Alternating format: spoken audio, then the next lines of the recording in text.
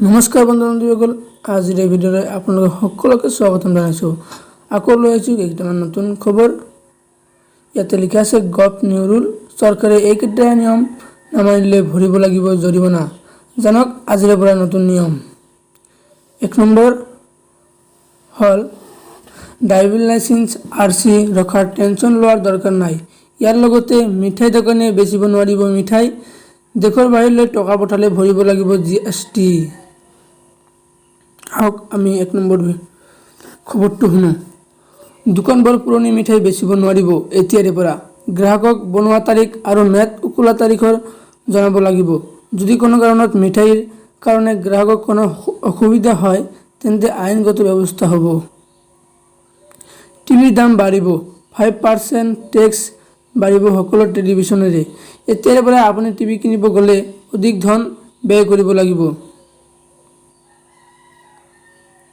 আৰু 5 নম্বৰ ইয়াতে দিয়া আছে বিনামূল্যে নাপাব LPG গেছ।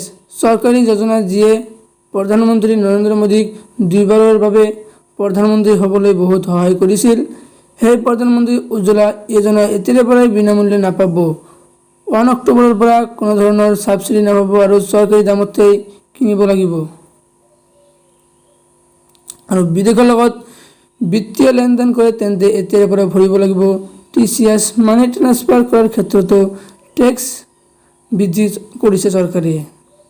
আৰু সকলো বাহনতে হাই ছিকিউৰিটি নাম্বাৰ প্লেট লগোৱাটো বাধ্যতামূলক, যাৰ সহায়ত গাড়ীখনৰ সকলো তথ্য সেই নম্বৰ প্লেটখনৰ পৰাই উপলব্ধ হ'ব। আপুনি নতুনকৈ তথ্য দিয়াৰ প্ৰয়োজন নাই। যদি হাই ছিকিউৰিটি নলগায় তেন্তে ভৰিব লাগিব 10,000 টকা। নতুন নিয়ম, বাইকত 3 লিটাৰ আৰু গাড়ীত 10 লিটাৰকৈ অধিক তেল ভৰাব নোৱাৰিব। আহকচোন এই বাতৰি আমি শুনো। এতিয়াৰ পৰা তলত দিয়া ধৰণে আপোনাৰ বাহনত তেল ভৰাব লাগিব। বাইকত 3 লিটাৰ, অটোজাতীয় বাহনত 5 লিটাৰ আৰু অন্য সৰু বাহনত 10 লিটাৰ, মিনি ট্ৰাক বা জিপচি টাইপৰ বাহনত 20 লিটাৰ, ট্ৰাক আৰু বাছত 100 লিটাৰ। PT আইনত উল্লেখ কৰা অনুসৰি যিবোৰ বাহনে চাউল অথবা অন্য অত্যাৱশ্যকীয় সামগ্ৰী কঢ়িয়াই নিয়ে তেন্তে বাহনে টেক্সি ফুল কৰি তেল ভৰোৱাৰ বাবে অনুমতি প্ৰদান কৰা হৈছে।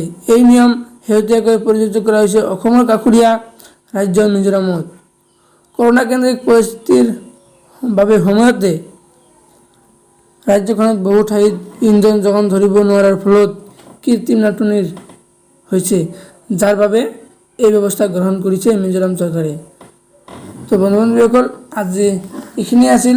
যদি ভাল পায় তেনেহ'লে লাইক কৰিব আৰু যদি নতুন তেনেহ'লে চেনেলটো ছাবস্ক্ৰাইব কৰি ৰাখিব। ধন্যবাদ।